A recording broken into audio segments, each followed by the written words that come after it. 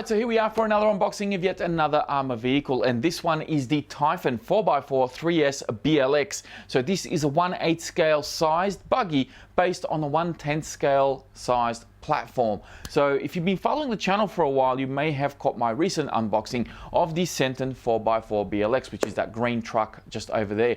Now, if you've seen that video, there's not going to be a lot here that's going to be brand new to you as far as between the front and rear diffs, but there's obviously quite a few changes here that makes this one look a lot like a buggy, because it is in fact based on that exact same chassis. So the Senton and the Typhon, and as well the Granite, are going to share a lot of parts. The Granite, of course, having the slightly shorter chassis. So this one here is a little bit intriguing to me, and it kind of caught me out of left field, because I got this one a little bit ahead of time, which is something that doesn't happen very often lately, but it's good to have something like this come ahead of time. And I didn't know that I was actually getting this particular car. I was told, oh, you know, we have a Typhon for you. I'm like, all right, sweet, they're giving me a V3 Typhon, but at the same time I'm thinking that sounds a bit odd, because the V3s were kind of released quite a number of months ago, I think even late last year or early this year, and I was like, well, they're a bit late, and I know that next year, you know, they're more than likely it's going to be a V4 at some point. So why are they giving me a Typhon? To my surprise, you know, this arrived in a cardboard box, you know, just a brown box. And I was like, oh, okay, fair enough. And I opened it up and it had this in it. And I was, what? Okay, that's different. I was not expecting this. And straight away, the first thing that popped out in my eyes was, this is a 1/10 scale platform with 17mm hexes. Another thing that popped out straight away, even though it's hidden kind of in the corner here, is the Horizon Hobby logo. This is the very first ARRMA vehicle that I've unboxed on the channel that has the Horizon Hobby logo on it. And that's obviously a sign of things to come, because the box art is going to change, no doubt, in the future, as Horizon Hobby kind of start to really implement their own changes and their sort of standardization into this box art. But aside from that, everything else here is the same. The diffs, the power system, all of that you've seen before on the channel is all the same. So we can get rid of the box now and we can have a look at the car itself. Remote TTX 300 from Tactic. This is a radio that has its days numbered, no doubt. I'm pretty sure that Horizon are going to start supplying these cars in the future with their Spectrum radios, which I think is the STX2. I just wish they would come up with a better radio, because I really don't like those radios. I'm sorry, Horizon. I'm sorry, ARRMA. Just my personal opinion. These feel much better in the hand. In here we have the user manual, of course. We have a couple of Allen keys. We got preload spacers for your shocks, and we got this funky looking red T-wrench spanner thing, which will undo a couple of bolts, and will also undo the shock caps for your shocks, which are actually underneath, and you don't have to disassemble them from the top. So very cool, a little tool that is. I've used it once before. It's not bad at all. All right, so here is the car itself. Of course, it has a very similar looking body to the big brother, the 6S Typhon, but of course, this being based on a plastic chassis, there are, of course, a few differences. There's a lot going on in the rear here. I'm going to give you a bit of a better close-up look at that very shortly. But as always, we're going to start from the outside and work our way in. Wheels and tires. Can I just say, the wheels on this look absolutely fantastic. I love the look of the wheels. Very well done, whoever designed or picked the design of the wheels. Thumbs up, love that. Tires. Love the tread pattern. Not going to knock the tread pattern. The rubber compound, love it, right? I think you've got that spot on. Not too soft, definitely not hard like they used to be. I think it feels very good, very pliable. The only criticism I'm going to have here is the foam inside these tires. It feels like there's almost no foam in it. I mean, I can feel that there is a bit of foam, but it's so open, it's so thin that, you know, over time, it's going to feel like there's nothing there. Now, I don't know whether they did that as a weight-saving thing, because you're going to have more centrifugal force, the heavier and the denser the foam is. But I think that's something that they do need to address in the future, because it does feel like it's a little bit hollow inside. I would prefer a slightly denser foam, something that's going to last a little bit longer as well, because no doubt this will break down over time. So that's my only criticism. Other than that, wheels and tires, great job. Whoever did that, spot on. I think you've done a very good job there. Suspension. Feels fine, have no complaints about the suspension. The car is definitely lighter than your 1/8 scale brethren, so you know, the suspension does feel a little bit lighter than normal, and of course once you have a 2S or 3S in here, it's going to load it up a little bit. You got to keep in mind that even though this is a 1/8 scale buggy, you're not loading it up with a 4S or a 6S like you do with the other Senton, with the other Typhon rather. So you know, you're going to have lighter packs in here. You may even have soft pack 3S to keep things really light, and yeah, the suspension doesn't have to be super heavy duty, like the oil doesn't have to be super heavy duty. That's just my theory on it. I'm hoping I'm not too wrong on that. The shocks themselves, I think pretty much the same as what we've seen in the other BLX range, in the 10 scale range of these cars. And from what I know so far, they've been holding up pretty well. I haven't driven these cars yet, so I don't know 100% how they're going to hold up under my driving and my punishment, but we'll soon find out. I'll definitely be reporting back and letting you guys know how that goes. I love that they keep these little shock kind of shock shaft protectors on the front of the car. They are both present on the front shocks and the rear shocks as well, so I really like that. I also like the little shock tower protectors they've got going on here on the front. I think that's a very cool little touch. Cute little front bumper here. Normally these buggies don't have a front bumper, so to see something like that here, I think that's actually pretty good. No flex in this at all, so it's really, really hard.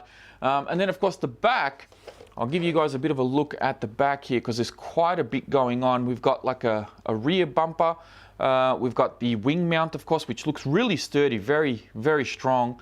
And then that follows through. If you have a look, it kind of follows through over the shock tower and then mounts up in here, and then that's where your body posts are for the actual body itself. The spoiler has these little like concaved corners here. This is to allow the tire to fully compress and kind of avoid ripping the spoiler out of there. So I do like the spoiler design. I think it looks fantastic. You know, it's very simple, but yet effective. It looks nice. I don't mind that at all. The look of the car, the body itself, as I take it off here very quickly, of course, very reminiscent of its 1/8 scale big brother. No vents on the back of this one, but the body is quite open, as you can probably see. It's cut off quite a bit in the back, so no doubt the motor with the heatsink and everything on there is probably getting plenty of ventilation, so they saw no need to cut that out. But one thing they probably could have done is maybe do it clear, like they did similar to the Phase-On. That would have been a nice little touch. I don't know, I'm just something different. Inside, tape as per usual to stop the paint from rubbing off on the chassis of the car, so just keeps the paint kind of lasting a little bit longer. This is something that ARRMA's been doing for a very long time, and I applaud them for doing that because I don't know any other company that's doing this out of the box, so good on them. Oh, and the quality of the body itself, as you can probably hear, it doesn't feel very thin. It actually has a little bit of thickness to it. It's got a bit of weight. So I think this is going to be something that's going to last quite a while, unless of course it shatters, but ARRMA aren't known for their bodies shattering, so I think that'll be fine. And of course under the hood, very, very similar, if not identical, to the short course truck. You've got your EC5 connector here, you have your 100 amp BLX ESC, you've got your 3200 kV 4-pole brushless motor, which is a 36mm diameter by 60 or 62 mil, something like that. I can't remember exactly. You have the bearing here in the middle to kind of stop the center drive shaft from kind of flexing or creating oscillations. This just prevents power being lost through, you know, higher amp draw because of any vibration or anything like that that's going on through the center, because the shaft is plastic, so, and it is quite long. So they've put that there as a nice little precaution. The battery tray is plenty generous. You've got heaps of height. You can take out this little spacer here as well to give you a slightly longer battery tray, and there's a spacer in the back as well, so you can really stack up on batteries. You might even be able to run two 2S in parallel, and really extend the run time of something like this. You've got adjustable camber links and toe links at the front, adjustable camber links in the rear, and then of course you've got the usual sort of one screw to remove the whole back section here and get access to your pinion and so forth. One thing I did forget to mention in the Senton 4x4 unboxing is that this actually comes, these BLX cars come with an aluminium motor mount So you shouldn't have any more melted spur gears or anything like that. They should be a little bit better. And again, by what I've seen and heard on the interwebs, these cars seem to be holding up pretty well. Plastic drive shafts are still here, and they seem to be holding up fine by what I can see and what I've heard. No one seems to be complaining about those so far. Everyone that hasn't driven the car, myself included, seem to be a little bit worried about it. But those who actually have been using these cars have proven that they're a bit of a non-issue. I'm yet to really test them out and see if that is in fact the case, or if I have a bit of bad luck, or if it's maybe they're having great luck. I don't know, but we'll find out in due time. So I think I've covered pretty much everything. Body posts are adjustable on this, in case you are wondering. So they've got these really cool sort of body posts mounted up on the front here, and then of course you can see the back ones just there. And you can adjust these, so you can probably start playing around with different bodies or adjust it however you want. Maybe you can raise it up a little bit if you want to run some really big batteries for excessively long run times. I don't know, but that's definitely an option there for you. And then of course, yeah, typical plastic chassis for these 1/10 scales, and like I said, they seem to be holding up pretty well. So I'm pretty impressed with with what ARRMA is doing here with these cars. I know that there are a few people out there that seem to be a little bit, I don't know, upset, disappointed that ARRMA aren't bringing out a whole brand new chassis every time a new car is released. But that's not smart business. Look around you, TVs, smartphones, the car that you used to go to the shops and drop off your kids and so forth. All of these products are based on an existing platform, and then they modify them and expand them or add additional features to those particular products. But essentially the core frame, the chassis, or the base of that product is exactly the same as a lot of the others. And it's just smart business sense because you have less unique parts to manufacture. And let's face it, having something like this that's based on an existing platform allows people to, hey, you can grab the Senton today, but a year from now you might get bored with that. You might find a roller one of these, or you might find a smashed up one of these on eBay or something like that. Or you might want to consider maybe buying the necessary parts to convert your Senton into a Typhon, or whatever other car you want to convert, because that's something that's been going on now with the 1/8 scale vehicles. And no doubt ARRMA decided that they were going to do the exact same thing with their 1/10 scale vehicles, because I'm pretty sure people would be complaining if every time there was a new car there would be a whole brand new chassis. They'll be like, well, now I got to buy all these new other parts that don't fit my existing platform.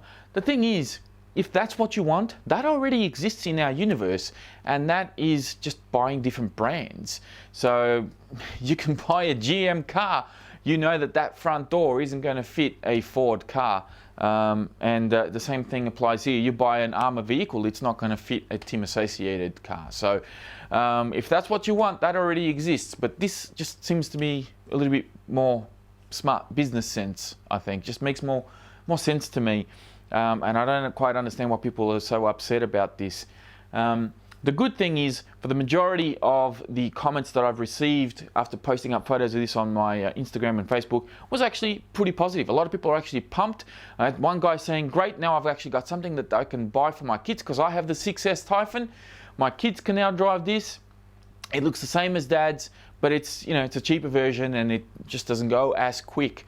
So I don't see a problem. I think this is fantastic. Good on ARRMA for doing it. No doubt they'll probably reinvent something else from this platform. Who knows what they'll come up with. So keep an eye out. I'm sure they'll do some more stuff in the near future. But for now, I'm going to leave this one here. As always, check out the video description down below, and you can check out links to the ARRMA website. There'll be links to my Facebook page, Instagram, and of course Patreon. If you want to jump on board and help out the channel, I'd really appreciate it. If you enjoyed the video, please be sure to give it a thumbs up. Don't forget to subscribe if you're new. I thank you all very much for watching, and I'll be speaking to you all next time.